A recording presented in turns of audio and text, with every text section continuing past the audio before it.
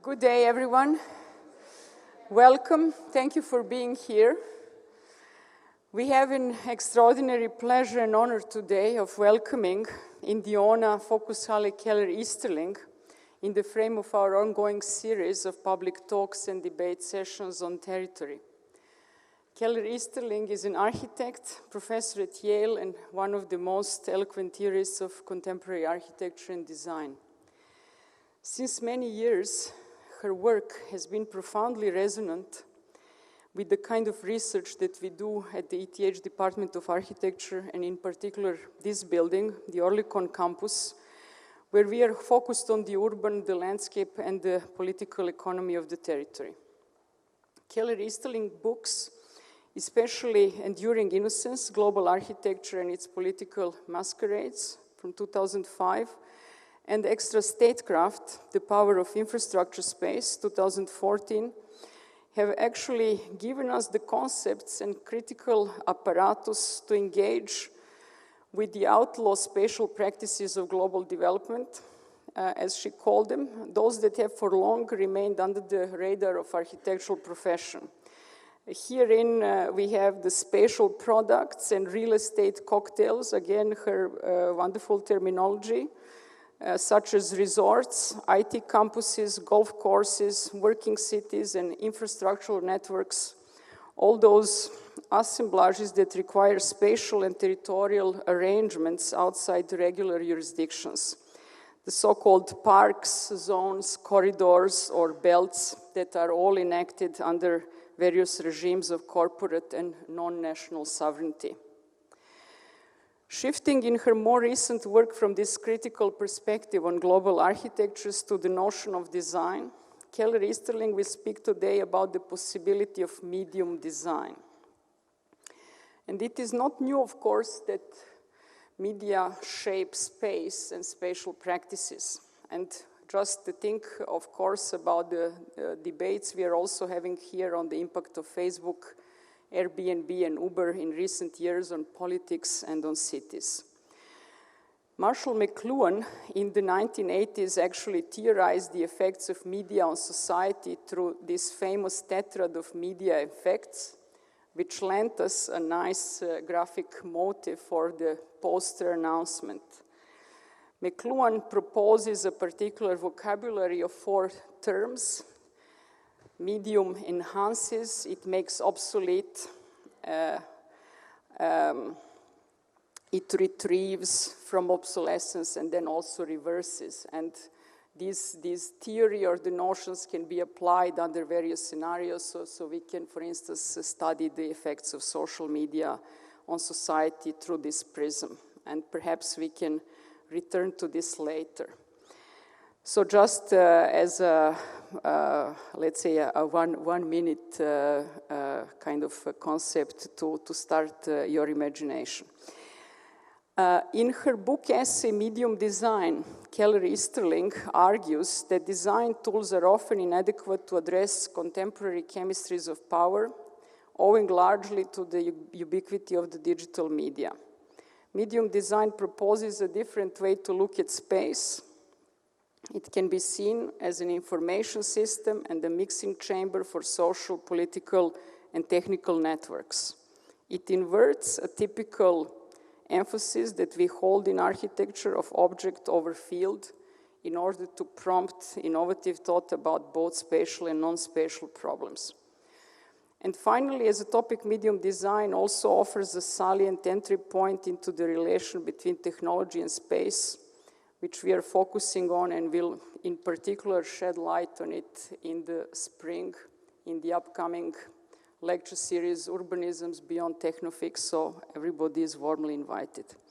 So this session is made possible through collaboration with the Swiss Architecture Museum in Basel. We can thank them for sharing Keller with us. Let's say Keller speaks tomorrow in Basel.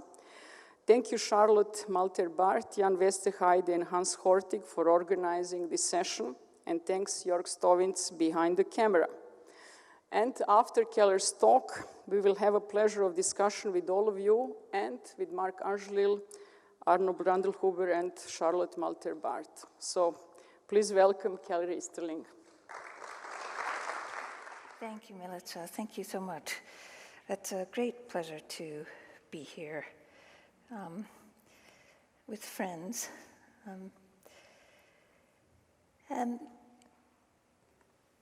During the 2018 summit, Donald Trump offered Kim Jong-un a movie trailer style video projection of North Korea after the floodgates had been opened to the global marketplace. And while the global press found its Hollywood stylings completely inexplicable, Trump was really only offering the common currency of contemporary global real estate and trade. It's really just another of hundreds of similar examples that are produced in the render farms at the direction of real estate and infrastructure kingdoms all over the world.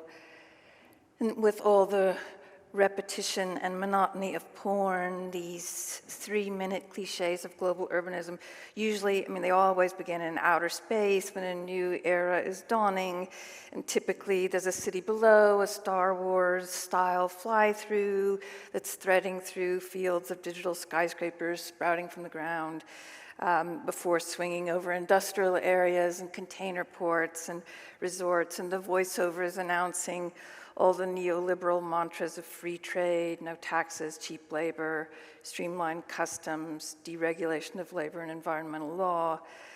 What a feeling from flash dance plays as they pan over the gray back of house, or there's a Yanni-like soundtrack that accompanies magnificent claims of world city urbanity that are enjoyed by doughy cartoon humans that are rhythmically waddling along boulevards or plowing forward stone-faced in pleasure boats.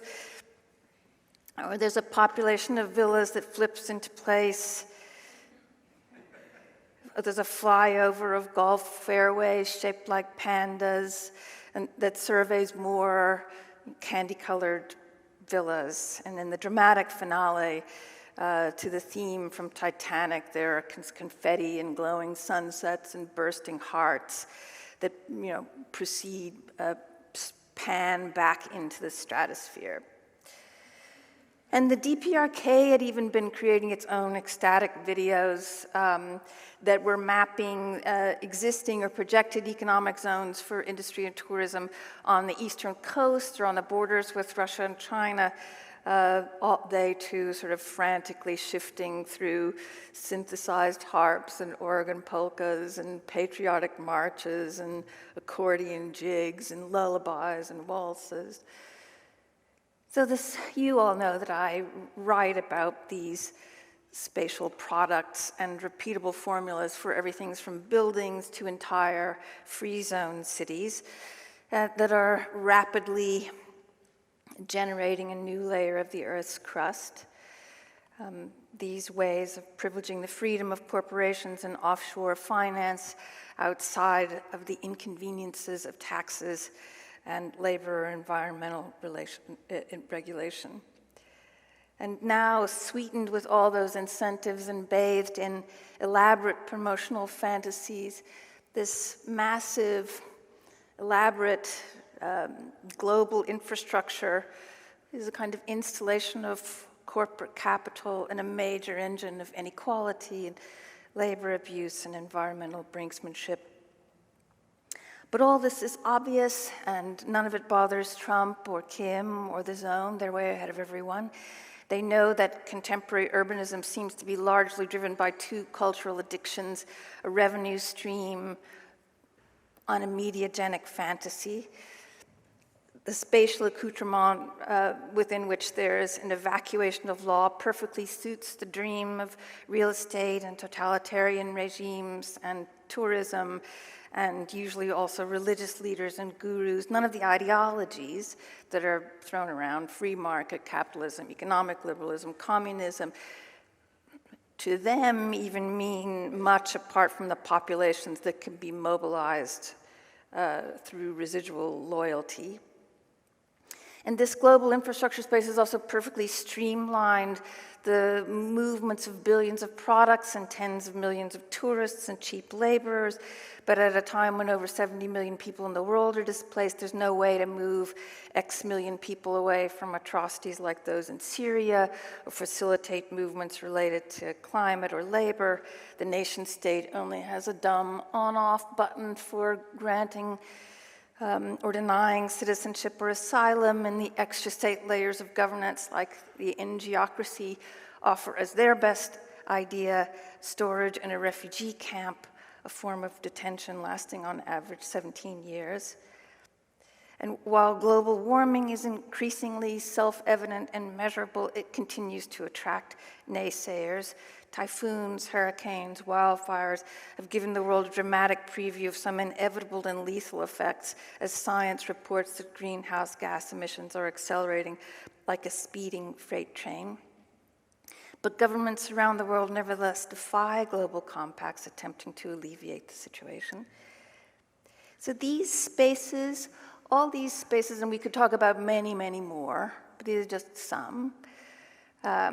Their spaces and the powers that preside over those spaces have become what we might call political superbugs, surviving against all odds to generate unchecked concentrations of power, extremes of inequality, and climate cataclysms. But now, bored with just measuring and describing the superbug and moving beyond a rhetorical critique to be consumed in the venues of cultural production, yet another biennale, maybe spatial practitioners who have been perplexed as any who explore these conditions may offer to our other disciplines some forms for design activism, forms for which to actually manipulate the physical world. That's what I want to talk about. But first, maybe we could take stock of what we have for unwinding the power of the superbug. And just to say the simplest and most obvious things about culture, it's a culture that's good at pointing to things and calling their name, but not so good at describing the relationships between things or the repertoires that things enact. It's a culture that privileges declarations and right answers, universals, telos, elementary particles.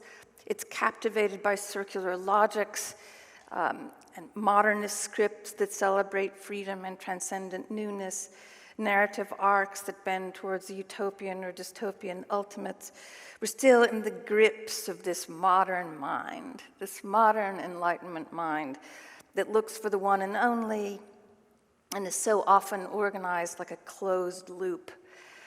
And since the loop that only circulates compatible information can't abide contradiction, it lashes out with a binary fight when it's challenged.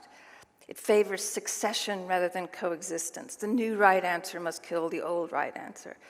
It's as if in some kind of fatal error we are, nice, soft, watery bags of trial and error, iterative processes on a cellular level, but we've trained ourselves to believe that there's something important about a frontal cortex.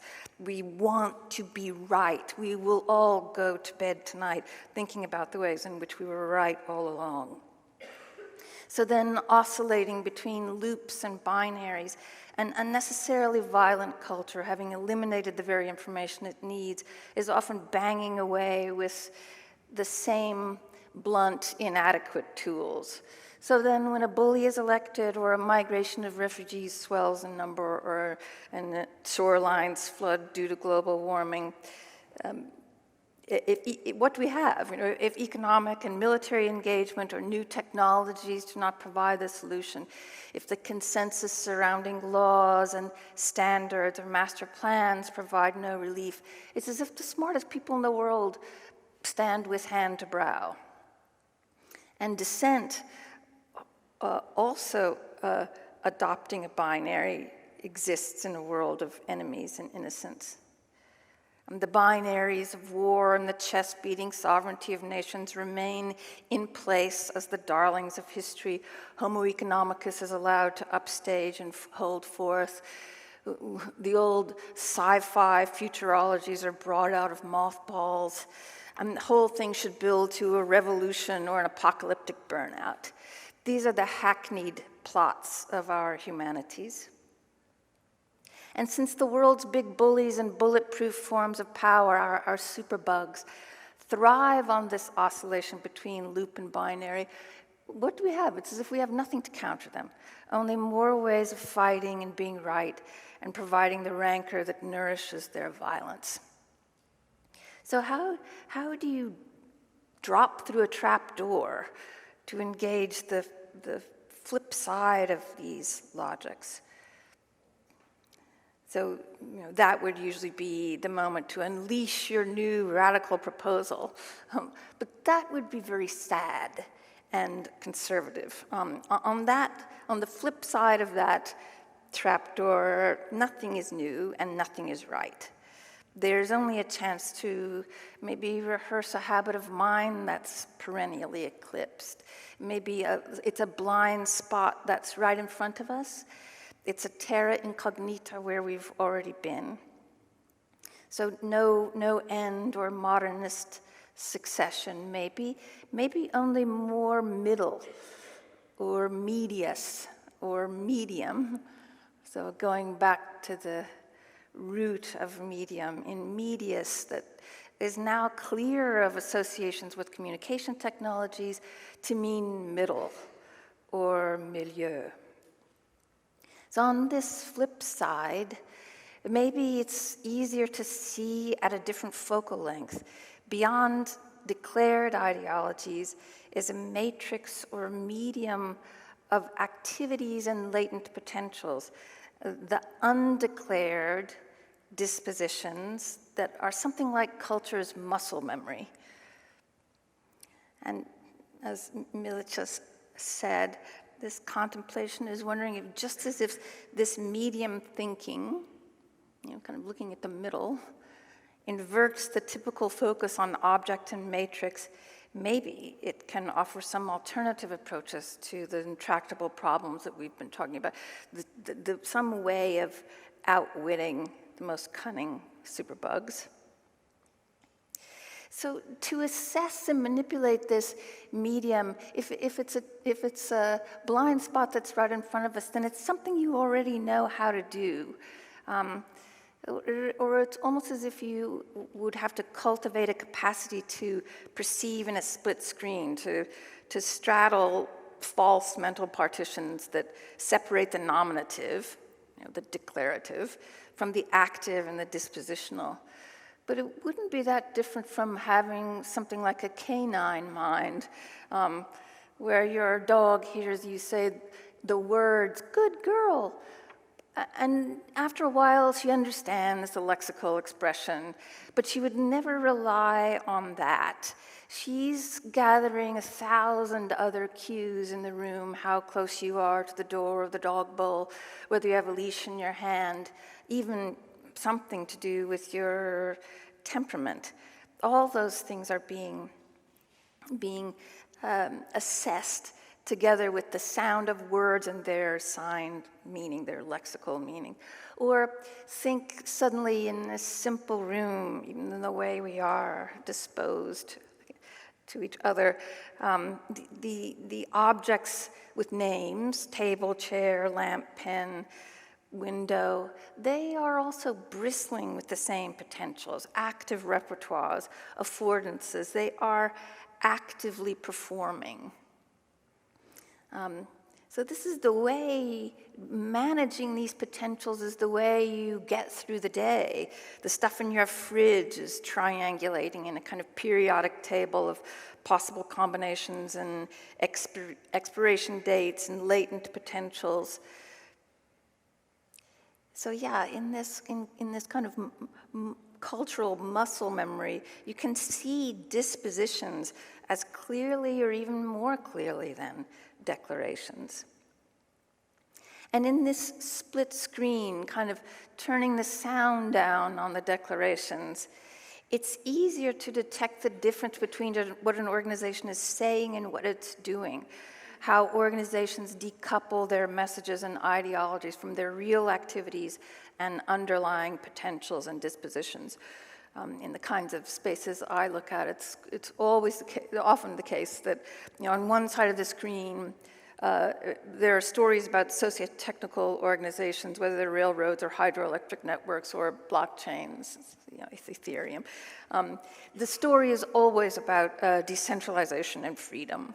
But the real disposition of the organization may be about concentrating power and authority with a universal ambition. Or the smart city, maintains the shine of the new, even though it's centralizing information in ways that violate privacy with a network that's primitive and crude in disposition.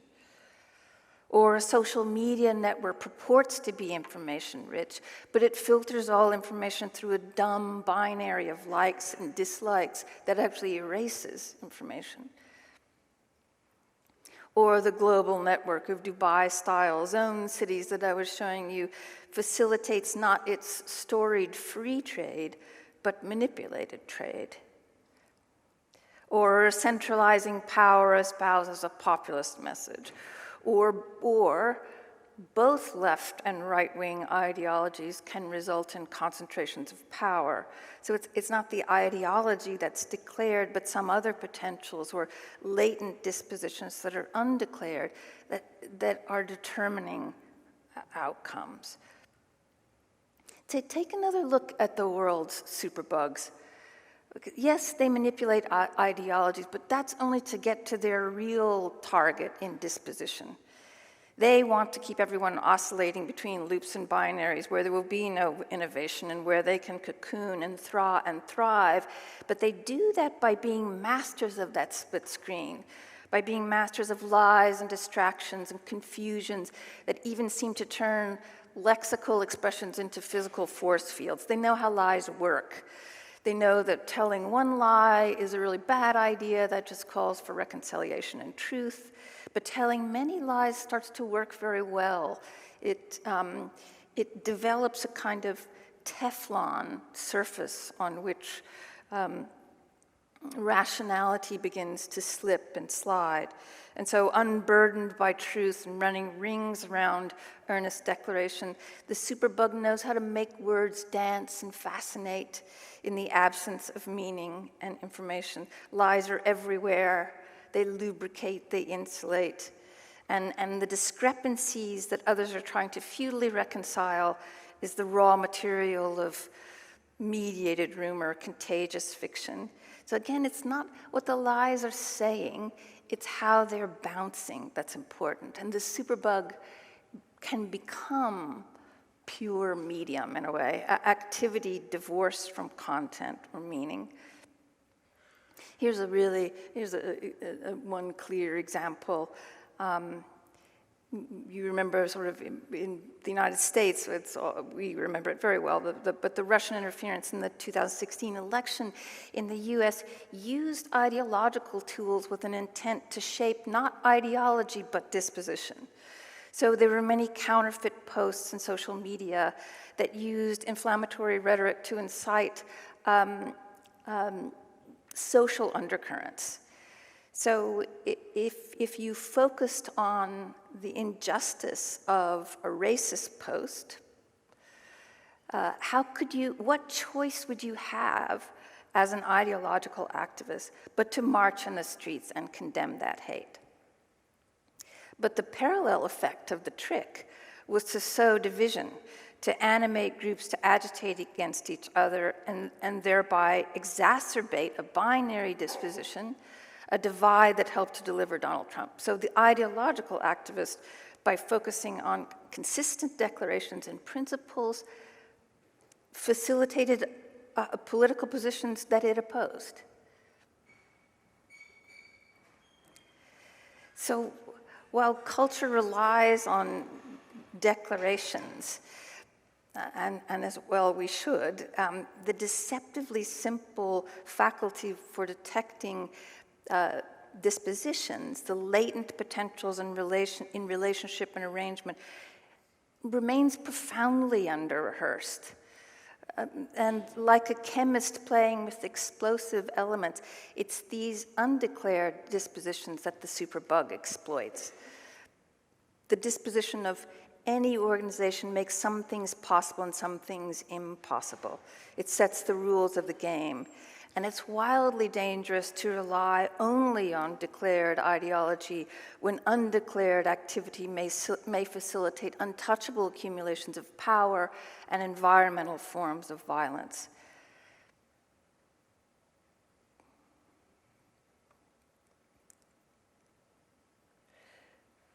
So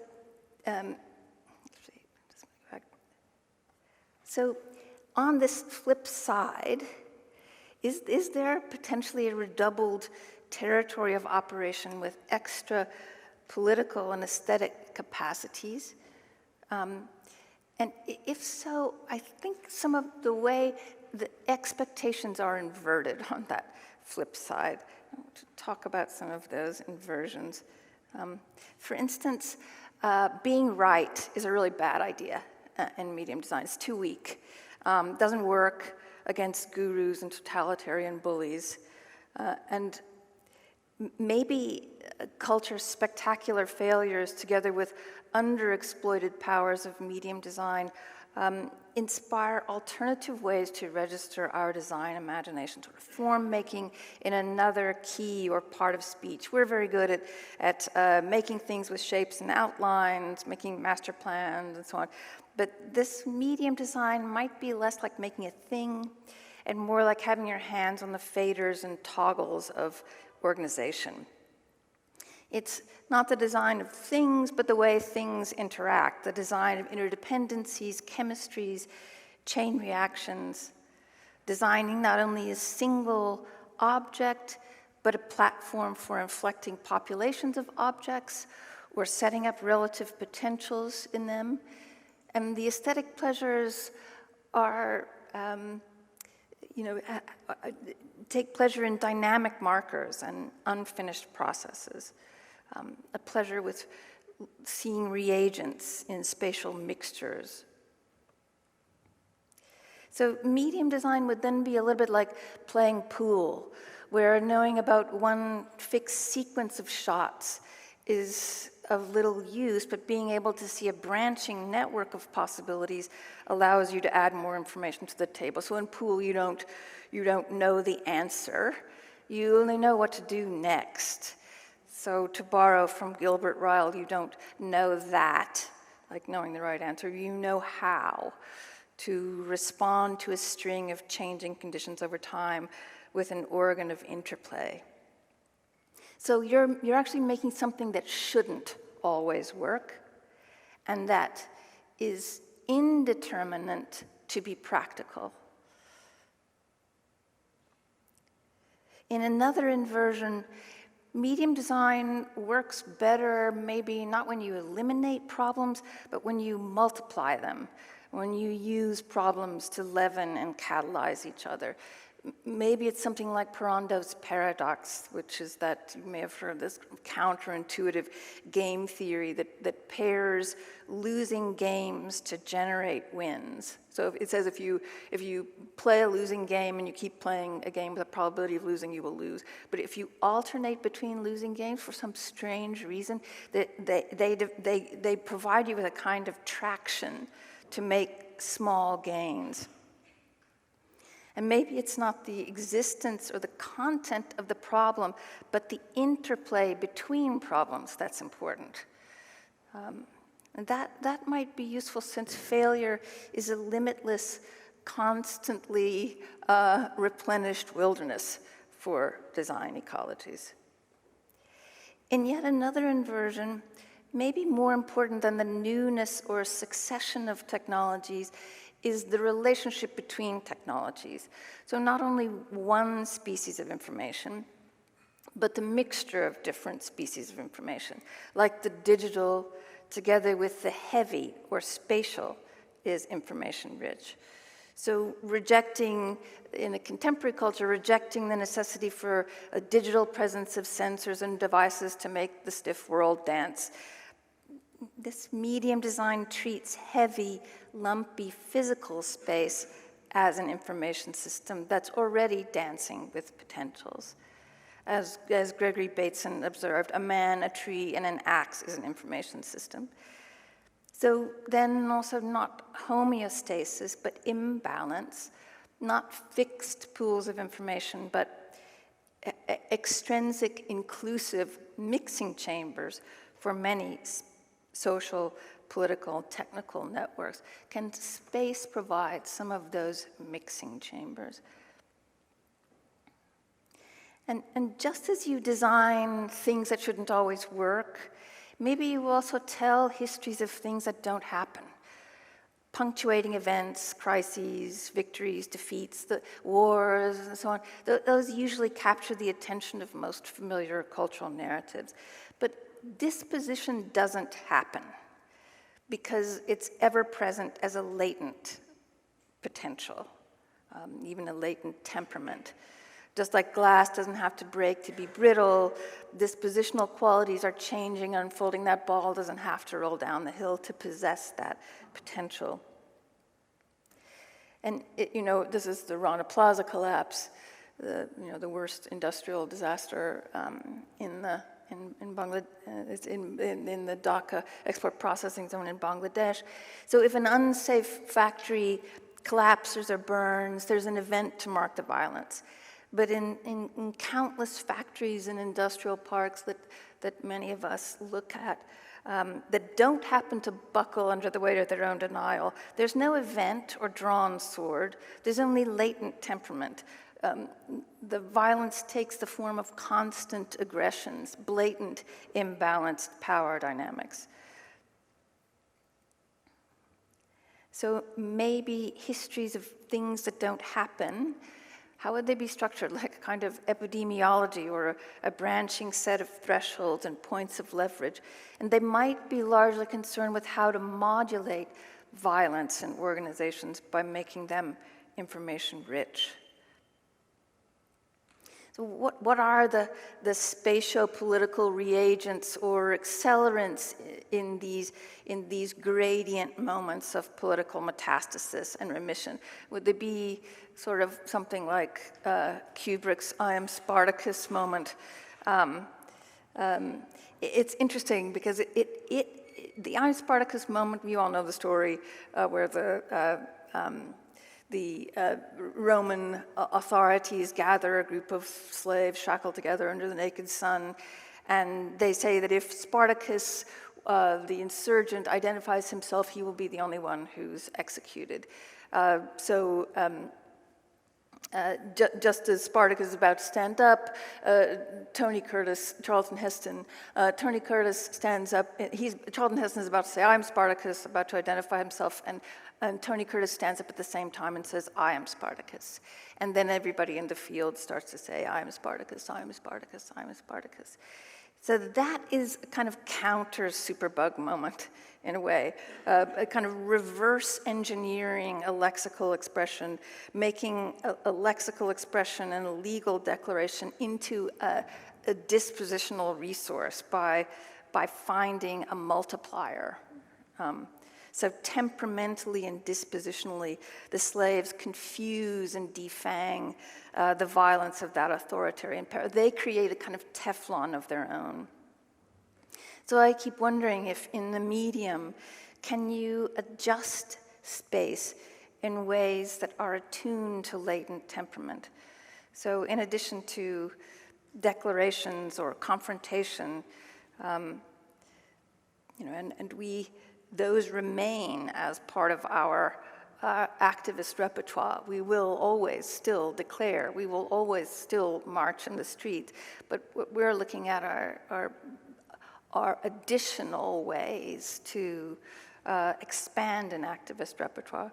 So in addition to declarations or confrontations, could the designer be almost like a parent who knows there are two of their children squabbling in the next room? The parent doesn't litigate or parse the content of the argument between the two children. They lower the temperature of the room, they move a chair into the light, they increase the blood sugar of one child, they introduce a pet into the arms of another, so that the chemistry of the room no longer induces or supports violence. So, with those sort of inversions of expectations, could you kind of take a hard pass on the dramatic and emancipatory manifesto, or the romance with the comprehensive solution, or the absolute loyalty to ideological utopias? So rather than fighting for the comprehensive overhaul of what is perceived to be a single system, might you simply encourage many approaches to interplay? Multiple practical overlapping experiments that introduce multiple rival markets of exchange that have the greatest chance of responding to or confusing stubborn forms of power and duplicitous political actors. And beyond any one metric, like a financial abstraction, and you think, or a new technology, a broader, more tangible portfolio of heavy, lumpy, spatial variables freighted with social, political, and environmental values might be linked in interdependent relationships and extra-market arrangements. So rather than certainty, a common sense recognition of contingencies and situated potentials might become more precise as it becomes more indeterminate, more robust as it becomes more entangled, and most prized would not be the newness of technologies, but the relationships between them. Rather than searching for solutions, you would treat problems as potent resources. The interplay itself is the form, the means to negotiate a spatial marketplace of exchange. So what are some examples that don't posit solutions, but start to model some interplay of movement that set aside purity in exchange for interplay? Maybe the most valuable potentials imminent in physical spatial arrangements are maybe best illustrated when there are no monetized resources, or where there is even a deficit of resources. If, like a ratchet, an interplay can gain leverage in a number of incremental moves, it can even start with negative value. It can start with needs.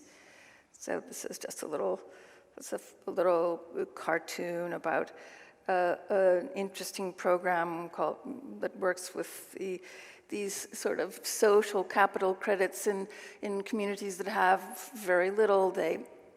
So they assign values to their needs, and their needs have disposition, their needs have potential, and once they've accomplished that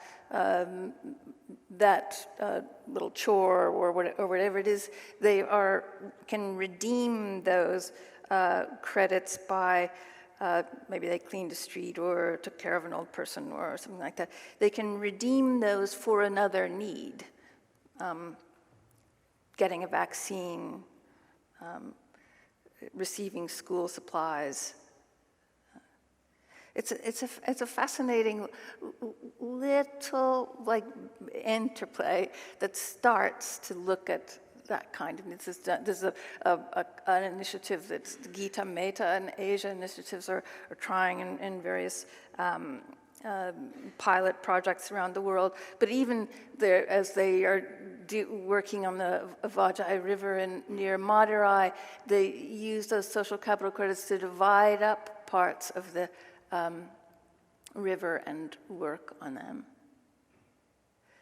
I won't be able to show, sufficient examples, but I just want to show enough to sort of start even an interplay of thinking in your own design imagination. Or here's another example. In 2001, an earthquake in Bruges destroyed the dense fabric of the city, and so there is a project of land readjustment that allowed them to insert new infrastructure while they were rebuilding. And land readjustment, as you know, well, it was originally used, here I'll speed this up, it was originally used to swap remnants of agricultural lots to make farming easier, and capital is used it exploitatively to develop large projects with cash buyouts of any property owners that got in their way. The property owners left with cash that didn't appreciate, the real estate capital left with properties that continue to appreciate in value. So, but this cooperative and participatory form is self-financing. It only pools hard physical stuff so that people pool their land. They then make value out of a spatial readjustment. So the value comes from a new position or a new street or piece of infrastructure. So they pool their land, they agree to take back a somewhat smaller portion, but now that land will continue to have value because of the physical adjustments that have been made in it. Or consider a way of reverse engineering some of the things that the superbugs leave in their wake, the kinds of spatial products that I've been looking at, sort of repeatable formulas. Is there any way that they can be reverse engineered and use the repetitive quality of them to as a built-in means of amplification? So, for instance,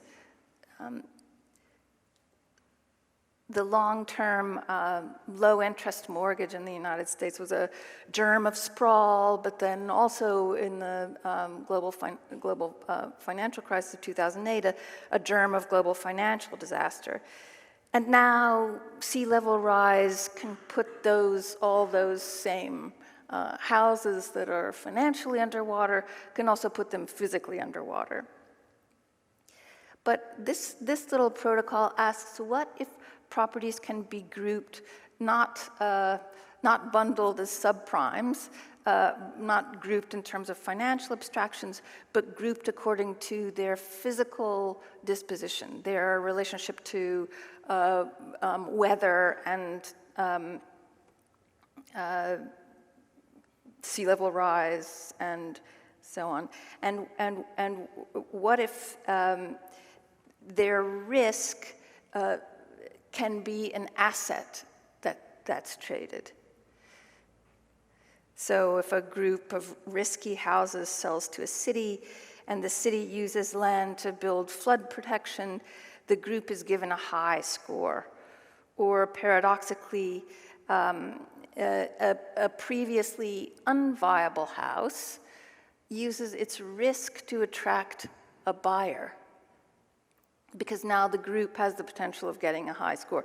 So if the seller moves to high ground and the buyer can afford to elevate, the group score goes up. And so now, not a victim of climate gentrification, the seller's leveraging the buyer's wealth to mutual advantage. So a high score could reduce insurance or mortgage interest rates, or it could earn a one-time grant to reduce down payment, but $1,000 compounded over the length of a loan can become $50,000. So the same protocol could be used against wildfire. It's a collective subtraction protocol that's trying to reverse engineer a germ of sprawl by using some of its own mechanisms.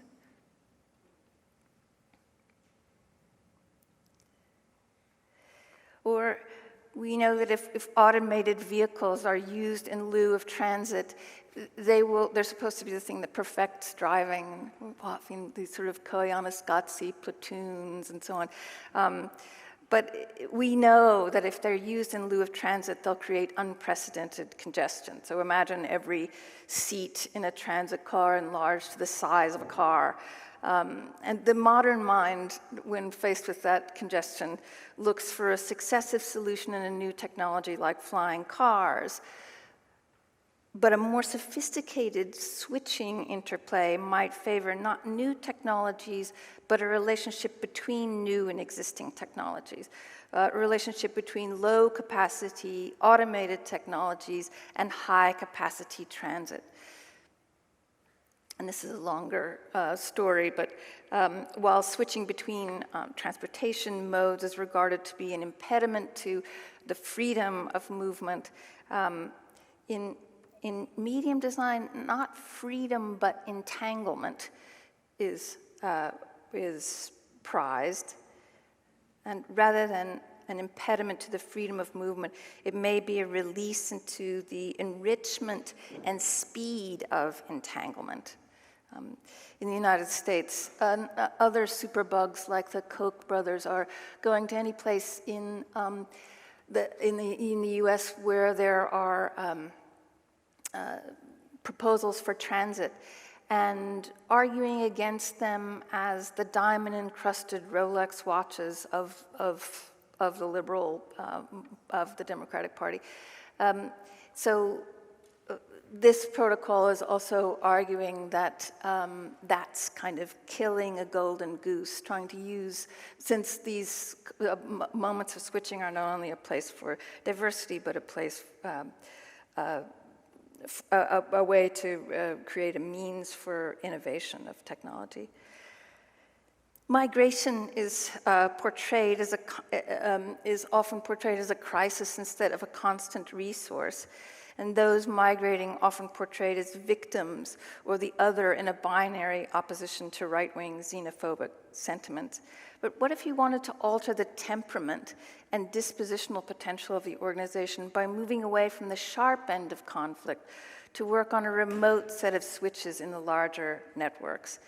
So countering the violence of the loop and the binary, can you work to multiply one-to-one exchanges that support some of the most successful travel? And if you did that dispositionally and temperamentally, you might move from the one and the binary to the one-to-one, and the one, the loop and the binary to the one-to-one and the many. So I will quickly show you. This is an online platform that we were working on that was trying to imagine how to facilitate migration through an exchange of needs. First, it refused to regard migrating people as victims. It served those who wanted to resettle, but it also served those who said, I don't want your citizenship or your victimhood or your structured racism or your bad jobs. So in a way, I don't want to stay. So it was trying temperamentally also to leave the right wing to throw itself against an open door. Instead, it was trying to experiment with what would be the means for another kind of cosmopolitan mobility based on a more robust networking of project-based short-term journeys or other exchanges that aggregated global credentials. Could there be a form of matchmaking between sideline talents and needs of migrating people and a multitude of other needs around the world with no haves and have-nots, like Parando's paradox, needs and problems, put together, cities bargaining with their underexploited, failed spaces to attract a changing influx of talent and resources, space, time, failures, problems, opportunities for training in non-market exchanges. And I'm a little nervous about talking about this so briskly, all these examples, since they take a lot of unwinding. And this is, we are not so naive that we don't recognize that the visa game is fraught and dangerous. This is not a sunny one world sharing app. In fact, it's not really an app at all. The point of design is the design of a kind of heavy information system, a kind of no-tech blockchain in which the heterogeneous and the lumpy are more trustworthy. So it was looking at things like, this graphic conceit was looking at things like Fluxus members, Yorgos Maciunas, spell your name with these objects, or Paul Elliman's typographies, or cuneiform, or hobocode.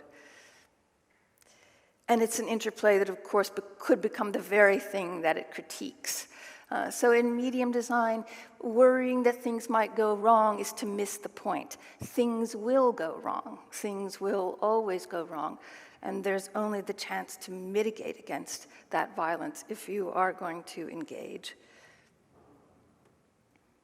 But finally, thinking back to the superbug's skills of discrepancy, and while bored with the safety of the purely rhetorical, the design that has any hope of affecting change, probably has to manipulate the heavy space as well as the instrumental narrative that attends it in ways that are sneaky and politically agile. It might be a dissonant story that, however non-physical, has a physical consequence. It might be a narrative that makes something contagious. It might have an emotional message that renders some power more vulnerable, or it might just have a ricochet that has something to do with its cuteness or its creepiness or its violence.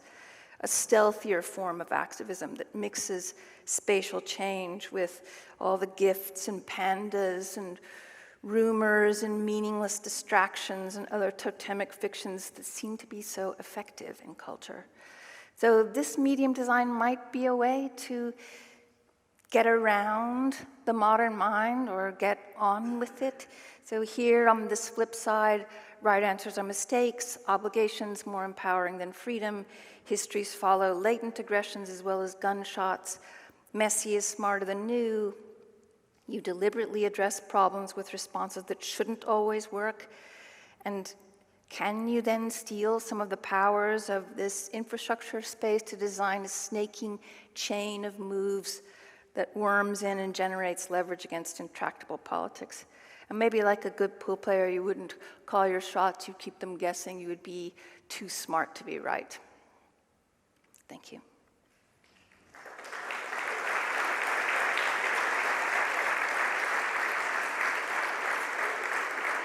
Thank you. It was a wonderful talk.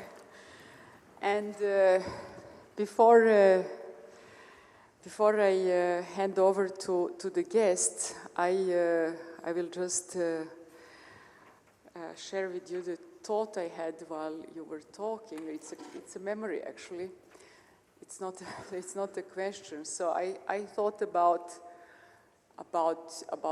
humor as a form of protest, because the kind of superbug and the blonde wig and so on, so the vocabulary and the cadre and so on, so this, it's in fact funny, it's hilarious, of course, even though you deliver it quite kind of in a reserved way. And I remember the reign of Slobodan Milošević in Serbia, and the moment when the protests became effective was actually a kind of a collective emotional moment that where a certain emotional state has matured in the city or across the country that moved, from disbelief, anger, rage, fear, disillusionment, disengagement, denial, etc., etc. So all those phases, it took many years, and then comes a kind of a I don't care, and we will take him down. Right? And it's just really kind of, it requires a kind of emotion and a shift of mentality to create that counter, I think you described it with Spartacus, I mean, a kind of moment where a collective intelligence and emotion is produced to actually counter those narratives that are dominating. So I wanted to just bring that on the table. That superbug, counter superbug design has to do with humor.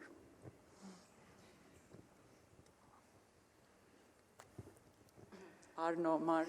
Do you want to respond?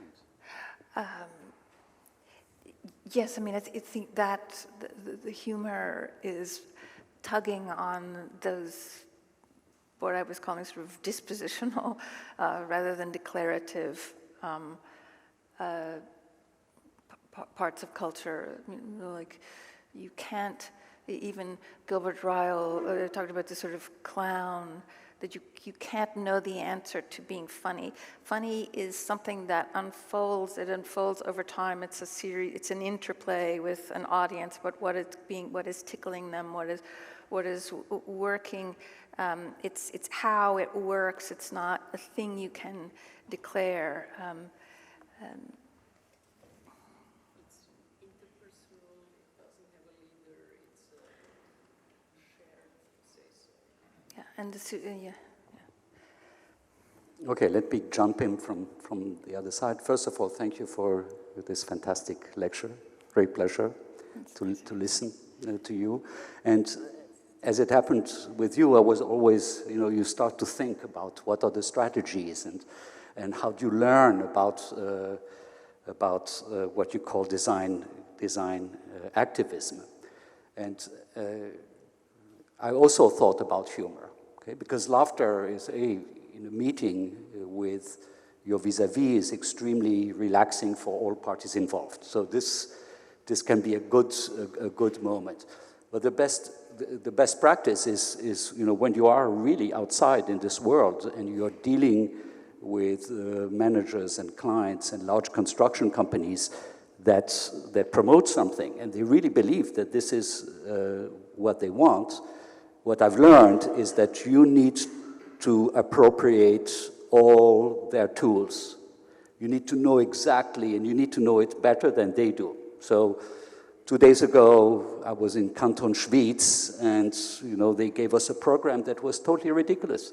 So what I started to do is I played a game. Okay? I said, okay, this is the cost. Okay? And then you have to be very good at cost estimations, as Excel sheets, and you have to be so powerful with those numbers that they begin to move into a position against themselves, with laughter and humor. Okay, not I'm right and you idiot, etc. So I'm the expert. Okay, but I need to be a very good architect. So this is why how do you train this in a kind of educational context? Is you need to know your art. Okay? You need to know what you want in order then to devise the strategies in order to attain what you want. Now, let me tell you what I've also experienced, is that your vis-a-vis, the lifespan of your vis-a-vis is short, okay? Because they are being replaced at the speed of light. So, we were talking about Lafarge-Holcim. In the last 5 years, I went through 5 CEOs.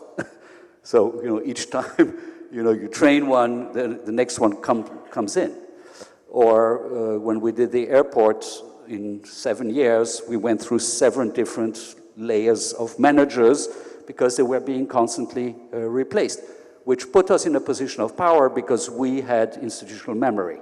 So that, again, allowed us then to become activists and to create things like, there are no surfaces for advertisement in the entire airport. Okay? Nobody noticed that. Okay? But this was a clear strategy from the beginning. So in any case, what I'm wondering is how do you train it? And then you're at the school. You are at the school still. I'm not anymore. So you are at the school. So how do you train that? Okay? In the studios. Okay? That would be extremely interesting because it would require a change of the curriculum.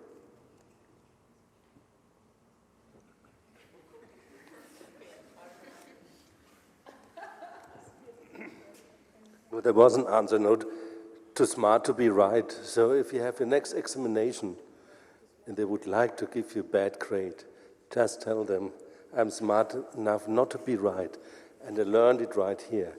But I have two questions I would like to know some more about. The second one will be about how we really can use it. Like beside this very bottom-up examples you could give to now. One is like if let's say the medium design is not trying to be right, no, not to be the only one. So is there a kind of line, let's say in history or in early attempts on this medium design, let's say, thinking? So we could start maybe at ETH with Pauli and Young, no, Pauli the quantum physics, and Young the psychoanalyst, that they came up with this quaternion, for example, no, where you could have like opponent, let's say, forms, and they would say it's always included in the other, though it's not longer either or you could go with Edgar Morin and his kind of dialogical principle, or there are a lot of others, but maybe you could explain us a little more, as you don't want to fight, let's say, the old truths, no, with the medium design. In what line are we embedded in this kind of mediocrity, maybe, or? Yeah, well, I also didn't mean to make medium design. Medium design is not a thing. It's an approach that's that is something that any architect or many, again, quite ordinary perspective. The way we get through the day, all of us, I would say, is by working with potentials. And the best architects have always done all those things, operated with potentials, whether it's with the space or with the persuasions of their clients, or they've put problems together. They've designed by putting problems together. They've been chemists of spaces and dispositions. So there's nothing new in, as I said, this is nothing new. It's not new or right. It's maybe a way of indulging something that we know how to do, that we already know how to do, that's incredibly powerful. Like I teach a class in, kind of lecture class in global infrastructure at Yale, and I can see among my students all of the budding McKinsey and Deloitte consultants, maybe even some CIA agents, but they understand econometrics and law. That's given authority and culture. But what we know how to do, this kind of manipulation of potentials, the way of operating with solids, the way of making an information system out of solids, they do not understand. And what I guess part of this is to try to introduce spatial variables into to have more authority in global decision making. And when it comes to superbugs? What's that? When it comes to superbugs, no, even yourself, you have a clear enemy. No, it's the other. It's not. Or would you say that this method would enable us in a kind of collective process of to even deal with the superbugs? No, that was somehow the promise, or what I said, we can go on like what we know how to deal with problems, with people, with things, with processes, and to put more emphasis on that, we will be able even to deal with superbugs. Is that, can we have this hope? Will it all be okay if we look back to this lecture, like looking back from, let's say, in a 5 years future, would we say no? No, it's not. I'm not presenting. Exactly not presenting the sort of redemptive thing that the modern mind is looking for. The modern Enlightenment mind is still trying to replace God with ideologies, you could argue, and I'm just looking for. I'm seeing those superbugs not as enemies, but as many different kinds of ways of accumulating power.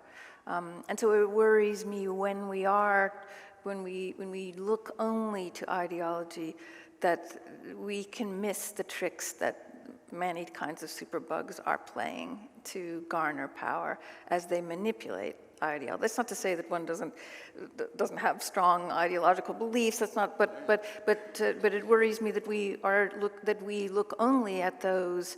And I'm trying to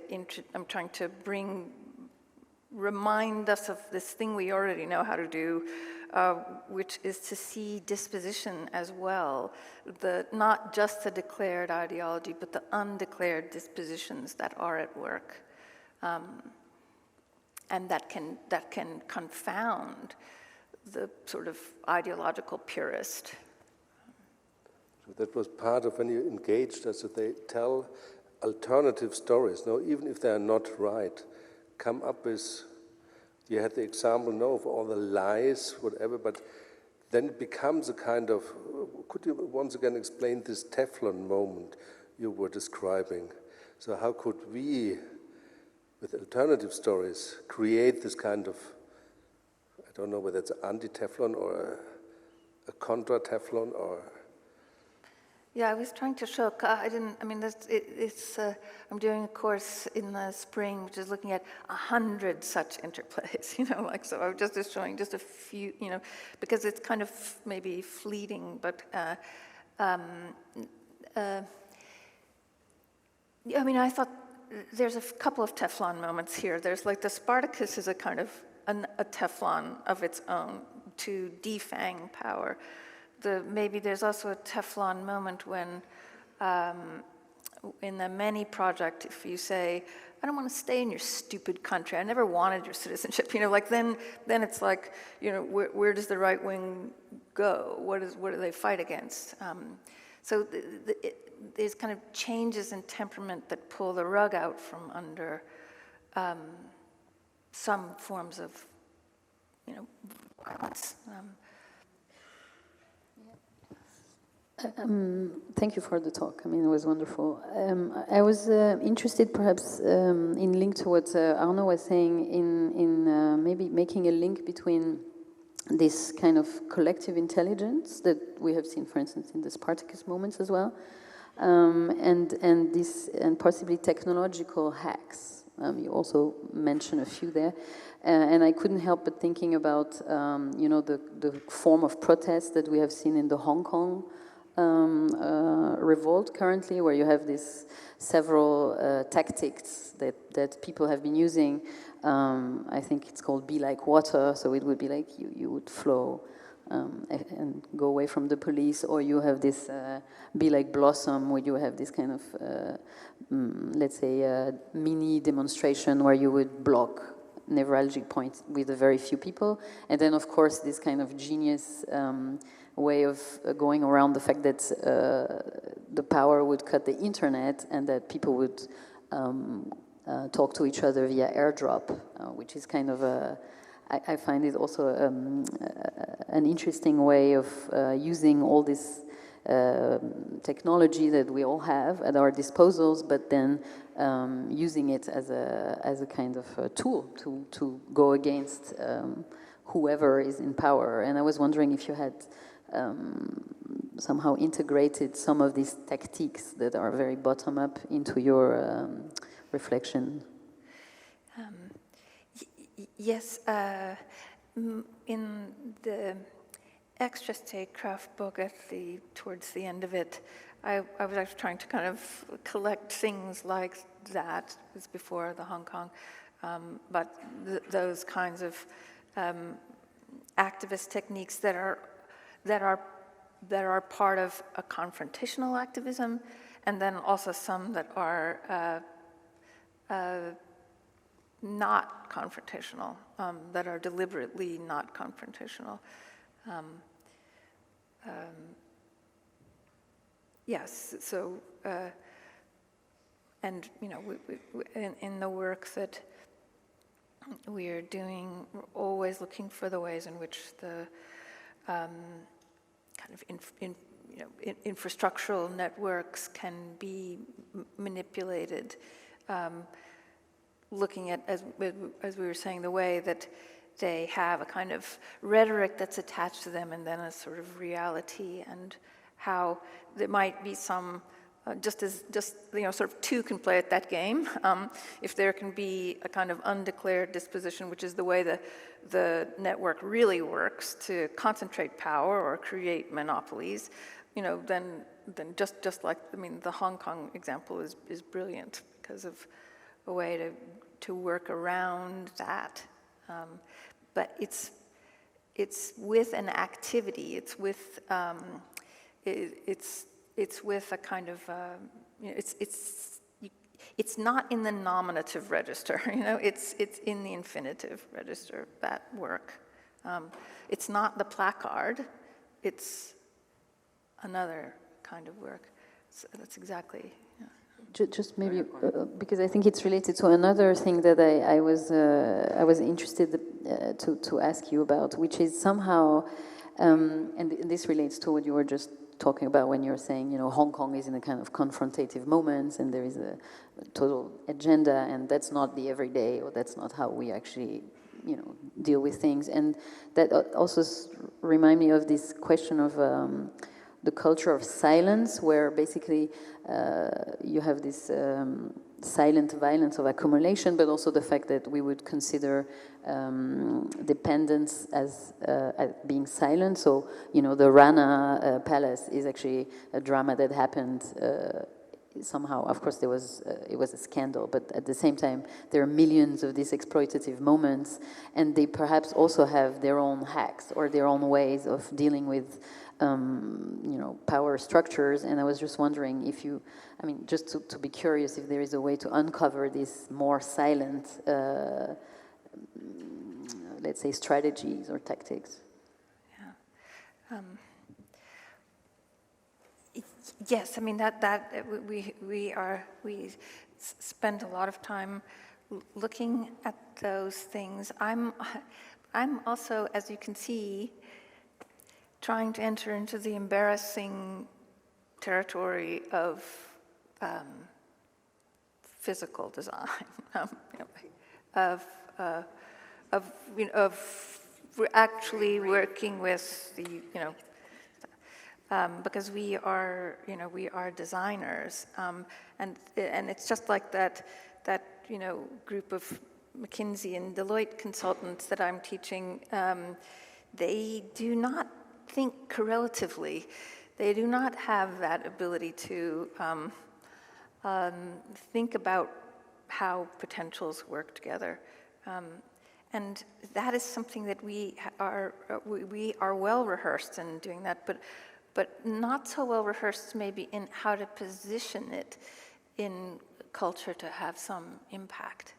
Of course, the practices we're talking about are not client-based practices. They are not. They are not. There might be, but they are not. And so that also means that that must be rehearsed as well in school, that how it is that you're going to have other forms of practice that are not client-based. Yeah, go ahead. We could say you're also experienced in that kind of field of design, no? You and also other colleagues here at the faculty have been part of the Orders project, for example, no? It's years ago. You also did a design there? Orders? Orders, Orders 100. No, because it was like an early moment, let's say, of the first images we saw, no? Like that even now in North Korea, this overwhelming urbanization with all this. So there was a belief, you were also starting with that, no? And I would say we are all Orders, no? In this kind of, but what does it... Well, Orders was, Orders was kind of client par excellence. That was like a major, that was like the worst possible. I'm embarrassed that I was part of that. Yeah, so, but what does it, let's say, do we have some... I thought that could be one of those moments where, in fact, we were doing a seminar on activism, and my students dared me to do it, because we thought Ai Weiwei was a different sort of player than he turned out to be. Just to say, maybe you're not all familiar, just as it was invitation by Ai Weiwei, no, basically, to design 100 villas. By 100 architects. Yeah. With 100 I mean, architects, each 1,000 square meter, and it couldn't be worse. it couldn't be worse, but it's just 10 years, no? So therefore I would say we are all orders as well, no? Because we all have these moments, but so is there kind of, does your practice, is there still a practice that's like, there is a client, or is it changing with this kind of experience, with this kind of research, with this kind of, let's say, now offering a medium design tactic? Could you see it in your own practice already that this kind of trap is disappearing, or? I don't know. I mean, we've been, working on how to rehearse that kind of thing while in school for some time, and thinking about the way that a practice looks as something that has different kinds of partners. Kind of interdisciplinary partnerships that are able to, emphatically not that design students have to somehow go and get a degree in international relations or law. Not that, quite the opposite. That some kinds of working with space becomes the crossroads for those disciplines, kind of like the other way around. And what it looks like to work with organs of design that are not just buildings and master plans, although buildings and objects and solids are part of it. And all the skills that we've been trained to do are useful. Yeah, the curriculum is one aspect of it, and the other one is how does practice operate. And I have a question to you, because you just said we needed to train ourselves to understand that not every commission is client-based. I mean, that's very interesting, because 99% of the commissions in my office, both in the States and here, are client-based. The other 1% is pro bono work, is projects that we invent, and the client-based one, there are public clients and there are private clients. But you have another idea that you need to elaborate upon. Okay, sorry. Because it links directly, so I should drop it in here. So the word embarrassment is also key for me, right? So it's, first of all, you don't have a client. That means you possibly don't work on the kind of commercial basis or on a completely other basis. I think it links to the question of, I think, the type of work you're doing. Because, for instance, the project that you showed, and I think you used the words retrofitting suburbia or something like that, I wrote it down, so it involves looking at topics that are traditionally not holding power as themes within our profession. So to say so, closing your eyes and then working in the ugly zones, in the, corporate development areas, with the kind of clients that are considered perhaps difficult or not corresponding with the kind of a mainstream image, right? Being able to do work as you described, to repackage the houses of the subprime, hit by the subprime mortgage failures, in a different way, in response to some kind of potentials that would emerge in that situation, is a very, very, I would say, it is on the one hand the kind of thing that we have been doing always, I completely agree, but on the other hand, it is also not, because the reality of practice really doesn't point in that direction, at least in Switzerland, right? So I think it's interesting at this point to recognize that the kind of, I think if we look at the public clients, meaning, the state and the municipalities and so on, communities, I think that the problem there is that perhaps the kind of governance structures are also sometimes scarcely coinciding or corresponding with those type of questions, right? So sometimes communities are too small, like cantons don't have power, even the states, etc. So in a way, it's difficult to construct the alliances, I would say, or that would produce this kind of work, or this is, I believe, what Marc is also asking, how to arrive at that operational, to say so, point. Yeah. Well, the sort of organ of design that I was trying to talk about might be one that can bring many disciplines and people with different expertise together. I was calling it an interplay.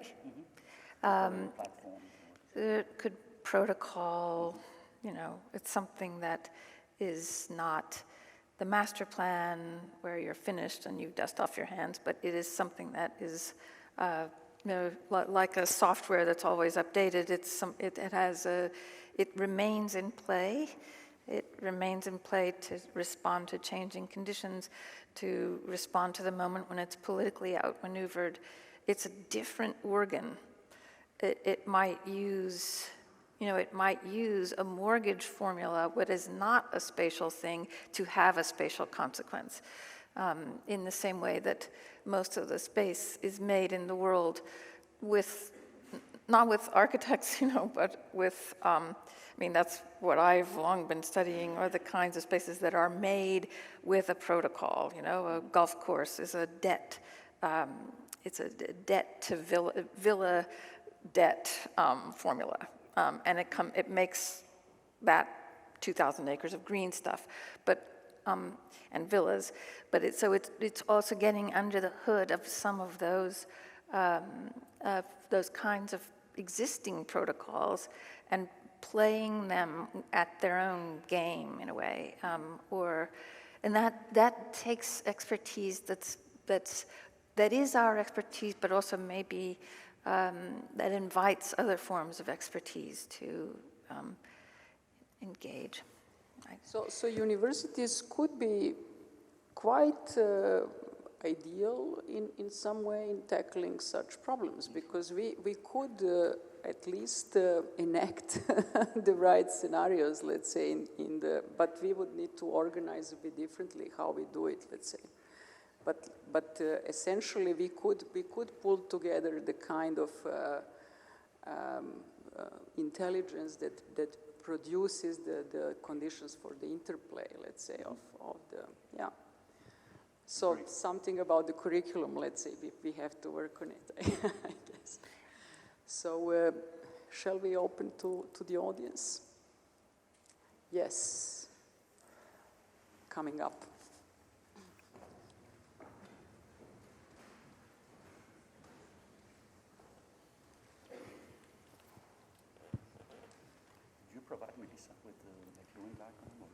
Yes. No, that was... The question of the curriculum occurred, and sure, changes have to be made when we were talking of different cultures than of client-based cultures that we still train our students on in giving them even the master theses, even the topics, as if the school or even a society would be clients and the students would be trained hard to become professionals in the market where they receive the brief. Whereas other schools already changed the curriculums years ago in more focusing on empowerment of the students, not only the individual student, but also the architect as a collective to create their own briefs, to be able to speak to the world and to even invent their own clients, or even start to ask for new clients. So the one way out, and this is maybe also one of these stand-up moments of the movie you showed, is that we, within the universities and the schools, train the students and the future architects to stand up and to collectively tell what they would think and what they would be able to design. So no client-based curriculum anymore, I would say. Here, use this. Oh, I can get it up. Oh, you're trapped.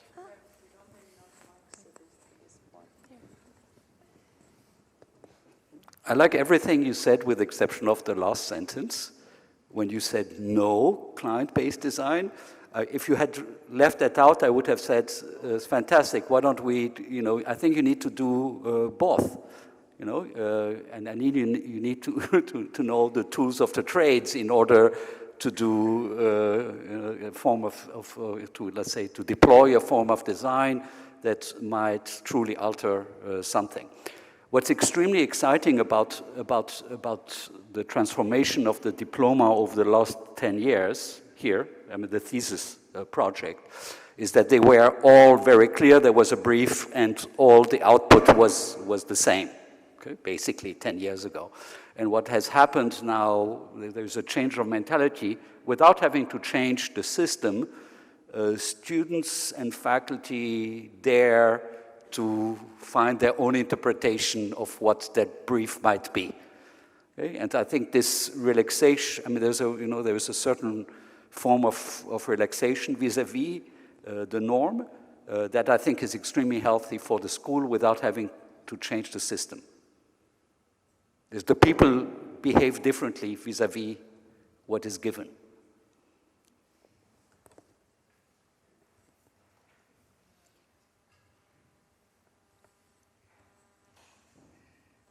I know our students are, when they're in school, working not just kind of in their studio, but actually working to make, they're eager to make partnerships with people before they kind of leave the university. So they're seeing the university now as the place for these interdisciplinary partnerships to form different kinds of funding, different kinds of projects. But I think, Marc, I would just like to disagree a little bit because it's too sleek. I think that there is also, and this is very clearly addressed in Keller's presentation, a certain critique on what we understand as practice. I think that for me this is really where it starts to be, and when we talk about the unsolicited client, the kind of questioning of the curriculum, if really we want to train professionals that are like, to use the German term, Kanon and Futter for the office, is not actually something that is about empowerment. Which is about empowerment. It's and perhaps there are a few offices that I can think of that have another way of understanding practice. If you think of our colleague forensic architects, or even an office like Rotor, which completely changed the narrative about construction and which materials you would be using, or even François Roche and the way he deals with the environmental question and sustainability. So I would basically disagree and say that I think that the system has to be changed because it's about empowering professionals and allowing the emergence of new forms of practice. Do you have experience with this kind of slightly shifted education model you are testing? I teach in a very conservative school, so I have been for, 8 years or something, teaching a seminar which is trying to rehearse these things, so that part of what is required is finding that partner. So there's if we just were working on design, that would be fine. Everyone would be comfortable. Everyone would have come up with it. But their new idea. But what we are rehearsing is the advent of a design. What would make a design travel through culture? What would it take? What kind of partnerships? So they have. I don't think that I feel that I've failed a little bit. I just keep trying to make it happen, and with limited resources and a school that doesn't want. I would like to disagree quickly with Charlotte, because this is, I mean, to call me too slick is really an insult. No. I don't think you can have a course that says, you know, empower, okay? I think self-empowerment has to be at the core of the collaboration between faculty and students. And I was trying, it was a compliment to this extremely conservative school, because we are an extremely conservative school, that I can sense in the last 10 years there is enlightenment on the side of the faculty and the students to go in that direction, which could also mean finding new forms of practice. Okay? On the other hand, if I'm in the office and I work with a young person and I ask this person, okay, come on, let's do this model, because we need to do this model and the model has to be produced, and I end up in a 2-hour debate on empowerment, I don't want that, okay? Because, you know, the machine is running. Okay? I might need the model, I might need that model to do something afterwards, you know, vis-a-vis the client, to change opinions, etc. So I think what we need to find is the right balance between, you know, how learn the tools of the trade, because this is your ammunition, and then understand the vis-a-vis as good as you can, in order then to be subversive, to resist, to move into another direction, etc. And humor is always good. Because I always have to stand a little bit between you two, and so let me do it again. So I think both of you are right, and I think of course, I mean, I like the term common sense, and there is some kind of a common sense and some kind of also day-to-day of architecture which should not be erased, to say so, with every revolution. I think, you know, it's also sometimes you have to do just the kitchen top and just to build a house, and I think that's okay, right? And one can do it better, right? But I think you're absolutely right that what is at the core here is really also the new forms of practice and the new curricula that are sorely needed, but we are certainly working on it at ETH. So, Arno student. I have a question regarding your work for Orders 100, and it's how can we be somehow activist in these large-scale private houses in order to kind of fix the social exclusion by the typology?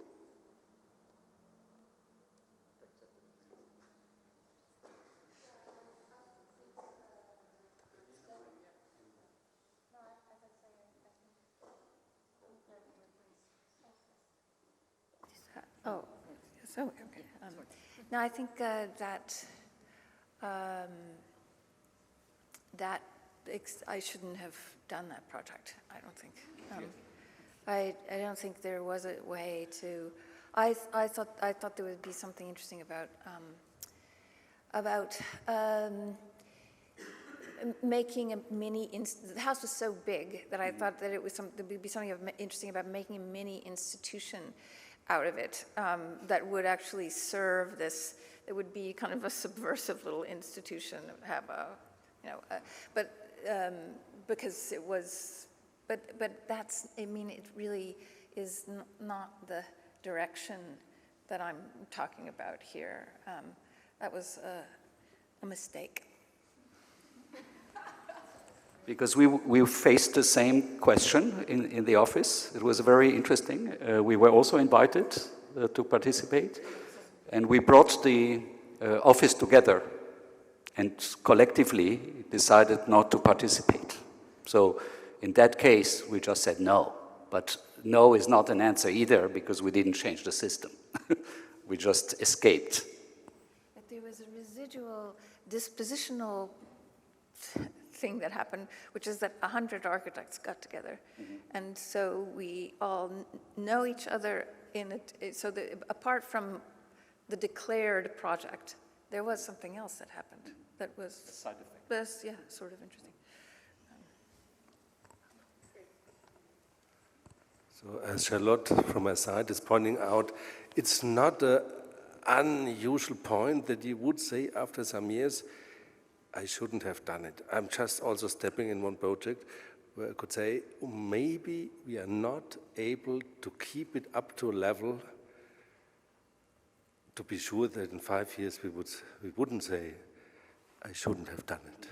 But that means making this experience, and then there it comes back to education.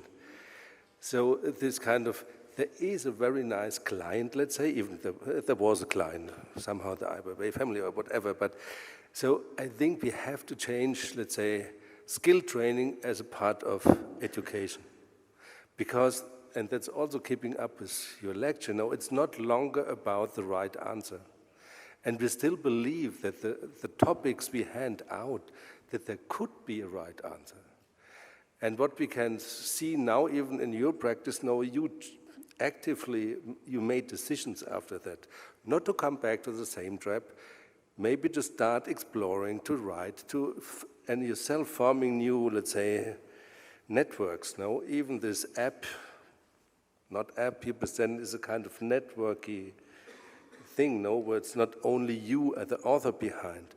And I think we could and we should, and therefore I'm coming back, education should engage, enable us to learn acting differently. That's basically... I mean...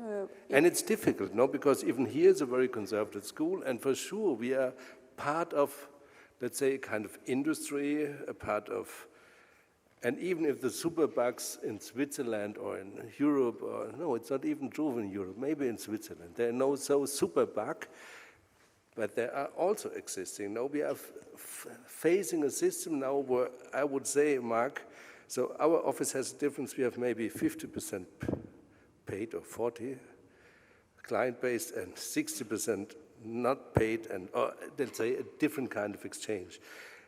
And we are facing now a reality that this will split even more. And we haven't learned it at school, so maybe we can share parts of that experience with a kind of new, we don't call it self-empowerment, but being part of. So I would go for the curriculum shift. I just want to return to the anecdote Marc told in the beginning of interacting with your contractors and so on, and you said you really have to kind of outplay him in his game, right? You have to know exactly what is at stake, and you have to, and I agree with that. It's a very good illustration of the kind of knowledge that is needed, and it's this is the only point I'm a little bit worried about. I mean, we need a lot of knowledge, you know, that needs to come in, which is perhaps not part of the curriculum at the moment, right? And then just to be able to pull it off, right? To kind of densify education and to have to make it better, to say so, right? In order to make this possible. I don't know, what do you think? Knowledge. Okay, you need to assume that you don't have it. Because the curriculum will not satisfy every aspect of it. And this is where, you know, you mentioned that, you know, your students collaborate with other disciplines, because you can bring that knowledge into the working environment. And then by doing that, you learn. So I think it's not a problem. And the moment you think you have the knowledge, you know, 2 minutes later, you will not have it. So. I have one more question. So this medium design, always the best. The medium design, let's say, method is also part of a new normal Strelka program. Isn't it not? So, because I could ask myself, the new normal, is it a result of your experience to come up with a medium design option, or do you deeply celebrate inside the possibility of it? I'm not, you know what I mean? Because also in the Strelka, let's say, envelope, I would read it differently than just reading your let's say, your notion on design possibilities. Yeah, I don't know. I mean, the Strelka group was very was inclusive, I would say, by having me as in their lineup, because I didn't really fit into it. And it was, the work is not about. In fact, maybe they wanted me there as counterpoint or something, because the work is not about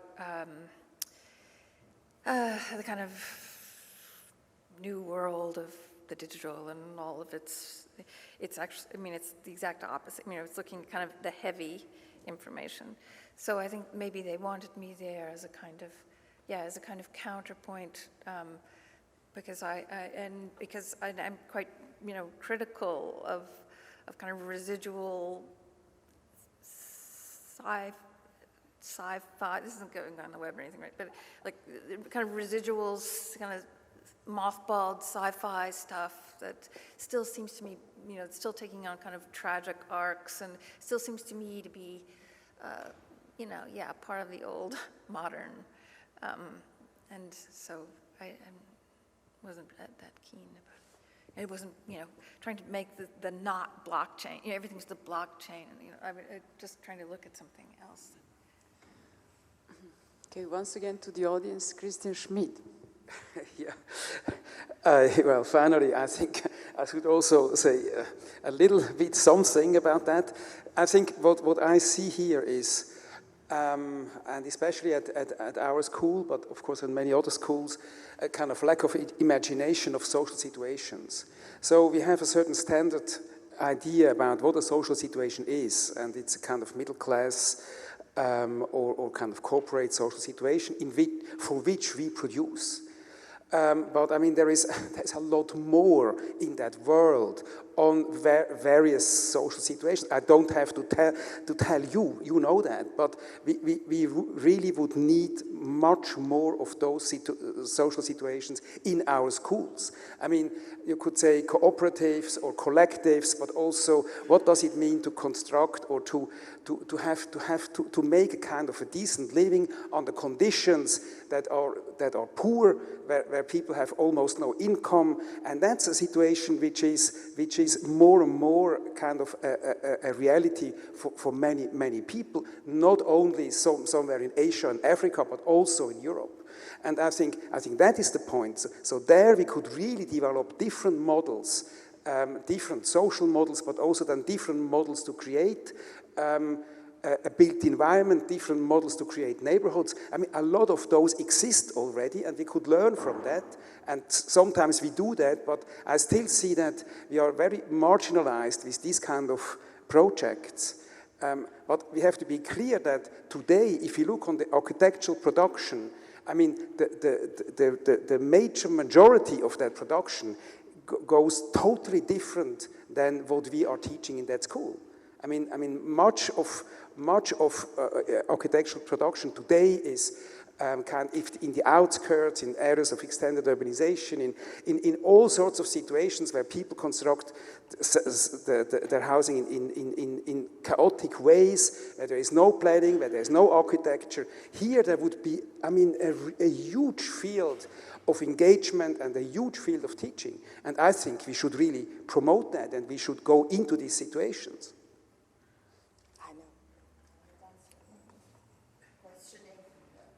Yeah, 2 questions. Yeah, thank you very much. It was a fascinating talk. I want to focus a little bit on your expression, heavy information, like the deep, hardcore information. As you said, we know a lot how to manipulate the potentials, and I fully agree. I think we also know how to read, or let's put it this way, it's better that we know, or the trick is that we actually should know how to read the formulas, how to read the cultural constructs around us, to divide what is a superbug and what is not, to be experts in this field as well, how to read the gray zones, how to read the myths in the end, that are reaching out to the deeper strata of the human. And I wonder if that should be back in the curriculum, you know, this hardcore information, so that students would, I'm not an architect, I'm a philosopher and architectural historian, an art historian, and we are trained in the synthetic modality, to read the landscape, the intellectual landscape, and to extract the formulas. And I think it's urgent in architecture. Maybe we can connect this with these questions together. Well, this medium design book was a very short pamphlet, and now is a longer book that I've just finished, but very deliberately writing, and it might not work, but it probably won't work, but very deliberately writing to a broad audience across disciplines. But I mean, the risky part is that I'm trying to use examples that are modeling ideas in space. But it's very deliberate, not just because I'm an architect, but it's very deliberate because it seems to me that that's another way of jostling our Enlightenment minds, you know, our declarative minds, is to be constantly putting things on the table that are that resist declaration. So I'm wanting the book to be something that's working with heavy solids to kind of disrupt some of the way we think, even, and maybe provide some kind of other insight, or to perceive things, some sneaky things, to perceive the superbugs, to perceive some of those things, making it just a little bit easier to look with half-closed eyes, you know, at the world. I have a question regarding how to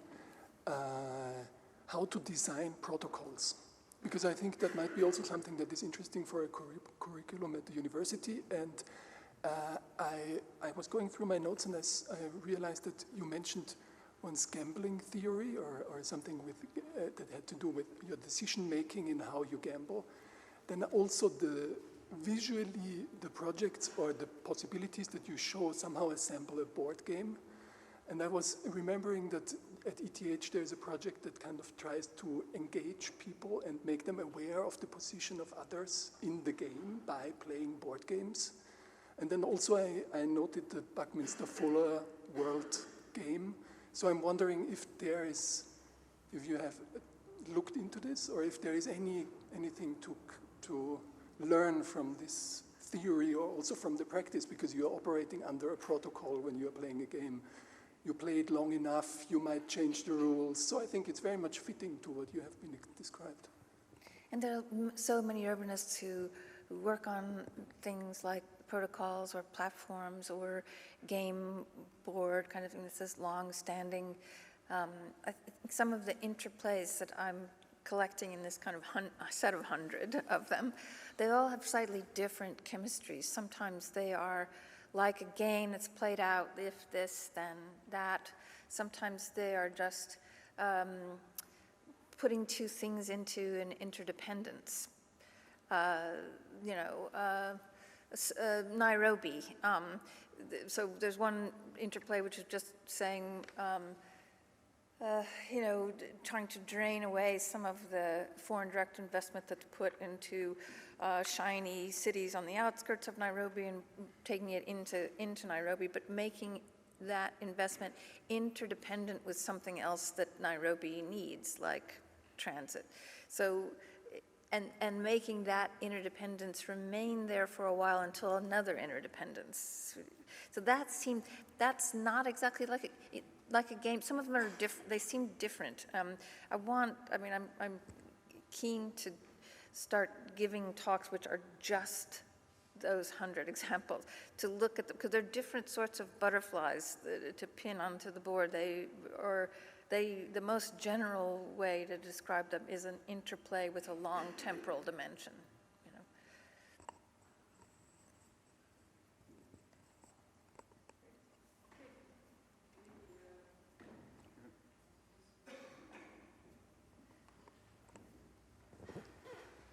Thank you.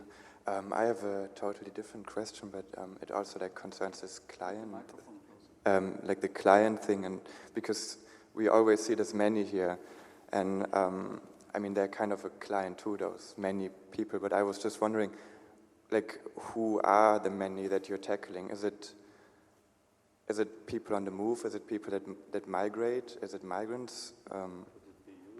Would it be me who? The platform was an experiment, and so there, after tons of research to see what sorts of exchanges were already out there. These are no work exchanges. These are exchanges of knowledge and experience, for which there are certain kinds of visas or certain kinds of no travel exchanges. So we gathered a representative set, over 100, and then played around with the interchanges between those, which generated many other interchanges. So they might be something where, they were problem to problem, no haves and have-nots. They were just needs, need to need. So it might be a failed city that needs to, do some kind of green infrastructure project. So the training to do that green infrastructure project was a reason for traveling, or a reason for traveling in exchange for global credentials. So it was also looking at the laws that attend to migration, when there's incredible somersaults and strenuous legal work done to keep people out of countries, but these were looking at kind of tiny, seemingly innocuous changes to law, which would just allow people to stay away for longer, or which would change the standards for credentialing, and so they worked between medicine, agriculture. Sometimes they did matchmaking between able-bodied and disabled people, younger people and older people. For instance, there's a graying of the fishing fleet. There's a graying of agriculture. There's a graying of construction expertise. So we found all we were looking for was failures, right? Like once we found failures, then it's kind of okay, just put those two together. That's what we were trying to do. And so we just had representative examples. It's not a live platform. It was a way to talk about how you could celebrate the movements of people as a resource, and then also not think just about resettling someplace, but carrying on going. If wealthy people can send their kids to university, this was looking at a wildly broader array of training that might be possible for a period of years that counters brain drain and sends you back home too, so.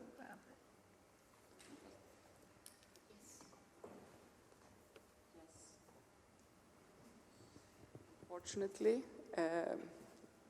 in order to prevent the complete